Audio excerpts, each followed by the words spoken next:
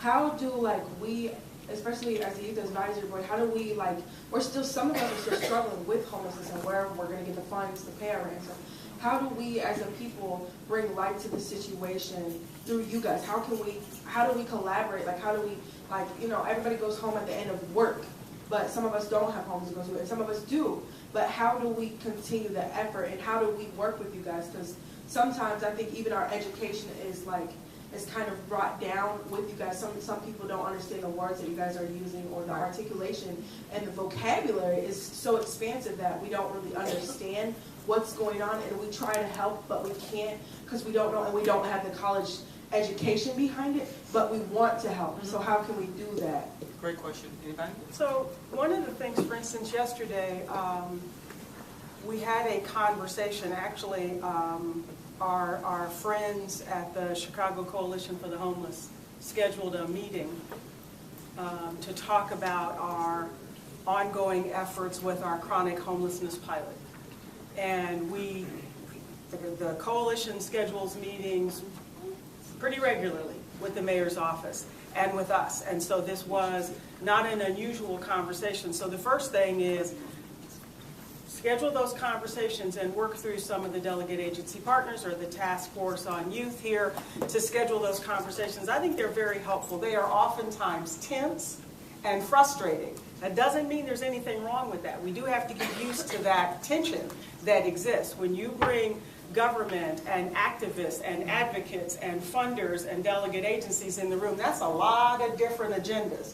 So we do have to get used to that discomfort. But one of the things that they did yesterday that I thought was really powerful is yesterday they brought, I believe it was 6 individuals who live, is that correct? Was it 6? 6 individuals who are living under the viaducts. And there is something incredibly powerful about sitting at any table with the people that are actually involved and having them know your name and call you by your name and having you in turn call them by their name. And so, you know, Louis and I know each other, and Mark and I know each other, and they will bust my chops when they think I'm wrong. And they will put tough questions on the table that have to be dealt with. So I would encourage you all to do that. Put yourself in the room, put yourself at the table. How does that happen? How do they access those kinds of conversations? Well, I mean, there is a task force on youth that I think would be it's just one example. That doesn't mean you have to limit yourself to that, though. But that is one example of a structure that's there that also then meets regularly with the mayor's team, and it might be powerful to take advantage of that structure. Hi, so Jerry, what you mentioned the name of the youth advisory board that's forming. Correct. What is the name of that? Well, it's our youth advisory board. Okay, that's it.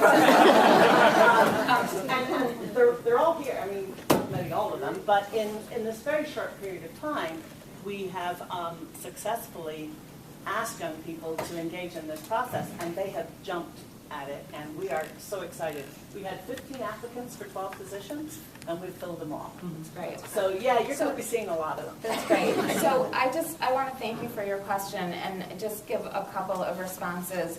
First, to say that I spent the first 5 years maybe in these conversations having no idea what people were talking about. I mean, you know, the lingo that we use, the abbreviations that we use, it takes a long time. So the onus is really on us. It is our responsibility to make sure that the folks that are at the table have the information that they need to participate fully in the discussions. I also think that a lot of us are paid to do these jobs and to show up at these meetings and be at these places, and we need to make sure that you have the opportunity to have resources to enable you to get there and and I just, you know, I just want to add, I mean, I think your voices are transformational, both in terms of personalizing stories, but also, you know, if I have not had the experience that you have had, who am I to make suggestions on what the answer should be? I mean, we really need to hear that from you. So maybe there needs to be a place and an opportunity to have that conversation with it. I'm sure the advisory council will make sure that happens. Keep us honest. May I yes, sir. Go ahead. Add to that. I'm so excited for the Youth Advisory Board. There's a standing way we think about our work, and it's nothing about us without us. And the idea is that your voice has to be heard, and it's not and the language barrier, we have to get past that. I'm actually very excited about this next step, and the next step that we have is that we do juvenile justice 101s, where we have members of the community who are interested in working with us, getting familiar with the language, and having sort of a conversation. We would welcome that. So of course my contact information is here, and I would welcome an outreach so that we can move forward. I just need to navigate who everyone is in the room, but the key players that we want in that room is the Youth Advisory Board, to be able to come and just hear how we do things, and then you can raise the flags for us. But it happens to be that come next year, well, starting January, we have to do our whole training calendar for next year, and I wouldn't mind that you guys will train us on your view of, or whatever it is, you especially. but what I'm saying is that we can set, the conversations are there. There's a language gap, but there's an experience gap. And that experience gap rests where we're happy to bring the Youth Advisory Board on, and we have the stakeholders around to be able to hear how this is a topic that we're going to work around over the course of next year, specifically. But through those trainings, I think we can make that very concrete next step. Thank you. We have time for a couple more questions. Yes. Hello. Go ahead. I hear you. Thank you guys for coming and speaking with us and everything of that nature. So for the past about 4 years in my life, for the past 4 years in my life, I have dealt with social services, that fits various demographics that I fit a niche into, I guess you could say. And I've always heard this one phrase, and you guys have said on a myriad of occasions as well, that we lack resources. And it's explained to me that America, which is one of the greatest countries in the world, continuously lacks resources for the people that makes this country so great, So I'm really sitting here and wondering, is it because we have a lack of resources, or do we have a misappropriation of those resources? I just want to really hear what you guys have to say about that. Thank you. That's we all want to bite at that one, right? So at the jail, for example, again, we've begun to refer to it as hardship housing. We spend $143 a day to lock somebody up. And again, they come into us because their crime is being homeless. And it makes no sense. There are resources that can be diverted from the criminal justice system. We collectively decide that we will no longer criminalize homelessness or poverty or mental illness that can be available for the lack of resources we do see in the community. So, the money's there, we have to decide what we want to spend it on. And how do we do that? How do we change that paradigm? So that's tough. Probably not an answer of a minute or two. But I do think the landscape is shifting, and that we now have people on both sides of the political spectrum as we look to criminal justice reform writ large. That we are closer to making that happen, but it's going to be a long haul. And I part of it too is people demanding that we speed it up and move that needle. Other comments? I think my take on this is a little different. I'm actually not sure the resources are there, and one of the reasons that I'm not sure the resources are there is because I can't see everything. So I think until we as a community can really understand what resources are out there, we don't know actually whether they're, number one, is enough, and whether or not, two, they are being directed, as you tried to indicate, I think, in the right way.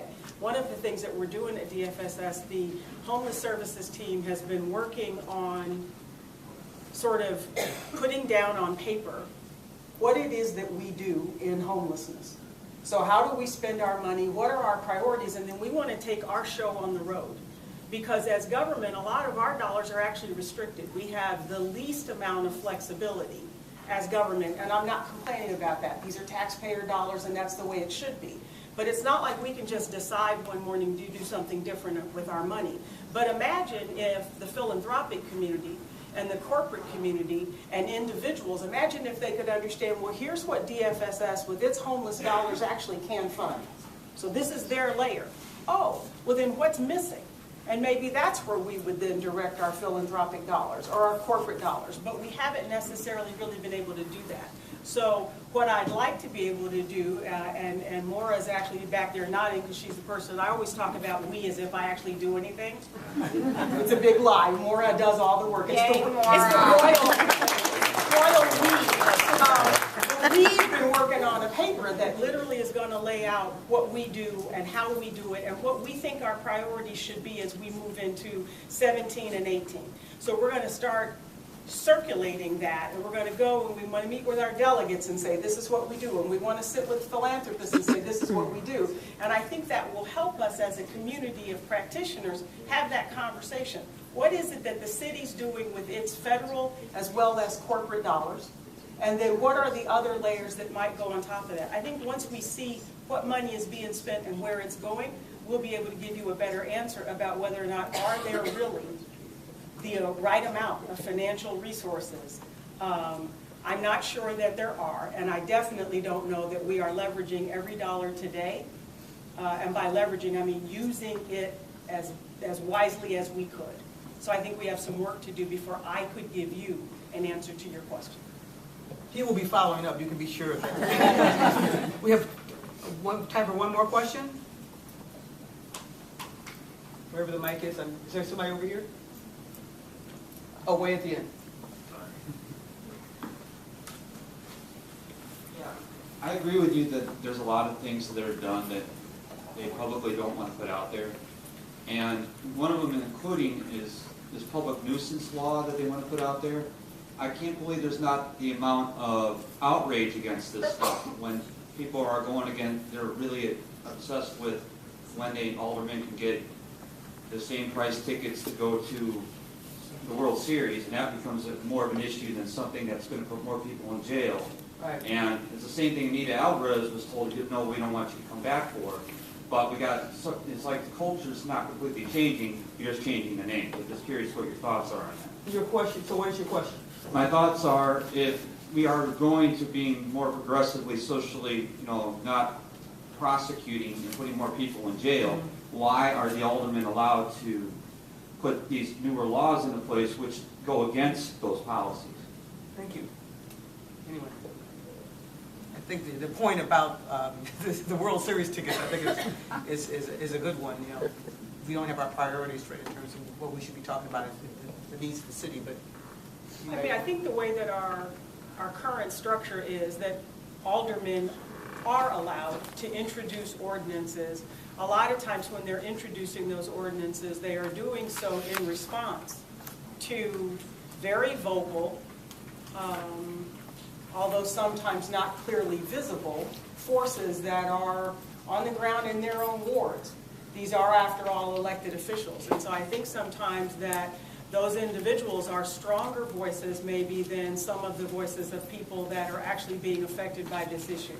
I go back to the power, I think, of us having conversations. I go back to the power of bringing more and more of the people affected by this issue into the actual room so that they become human to us. I think that it's hard for us to ignore them when we know their names and they know our names. And I also think that I really, really want to see us try to have this conversation as a city. I think once we have this conversation as a city, then someone introducing an anti-panhandling ordinance becomes a different thing because we all are more aware of some of the other motivating factors that would be behind that. Yes, maybe panhandling is a problem, but I think a lot of us would feel that panhandling is probably not the only problem that ordinance would be designed to attack. And so I just think we have to have a broader conversation, sir, about this as a community and bring that stuff into the light. Can I answer? Sure. So I'm taking the public nuisance law just as an example. When we use the phrase public nuisance, it turns out that young people who've broken the law might be seen as a public nuisance. And that when they're on juvenile probation, all of a sudden, those agencies in the community think that they might be at the back of the line, less of a priority. So a challenge that I have when we walk through this, when I say I, the team, is that when we attempt to work in the community, because that's our job. We're not in the jails, we're not in the detention center. If they're on juvenile probation, they're in the community, and we're trying to work to keep the young person in the community and out of prison.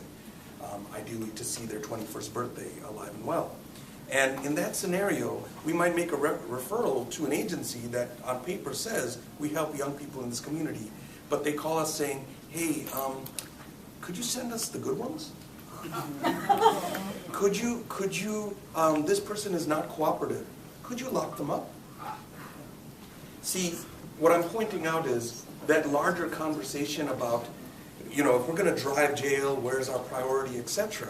The moment that you've invested in a young person staying in the community, how committed are you if they've committed a crime? Are you willing to stand with us to commit to the success of this young person? Or are you also saying, yeah, but this one doesn't count? And then when we're doing the case planning, we're having to become more wise to realize that young person that's being young and maybe not complying technically with the rules, could it be that part of the reason is because they have unstable housing and we just can't see it? So should we be using the arm of the law to bring them back into our detention center or ultimately deeper in the system when we can actually work with a system of invested partners to be able to address those things that are making them nuisance-ish? And we're going to have to be able to address that without bringing in the long arm of the law or our formal justice responses. This is sort of the navigation that we're going to have in very strong collaborative conversations about, yes, we're committed. We don't want young people in jail. We don't want them to be homeless, everything. But what if they commit a crime? Is there an asterisk there? It says, yeah, but not those ones. That's a challenge that probation has, and we want to be able to, with the help of Youth Voice, be able to understand where do we intersect and how we could do better community-based planning around that.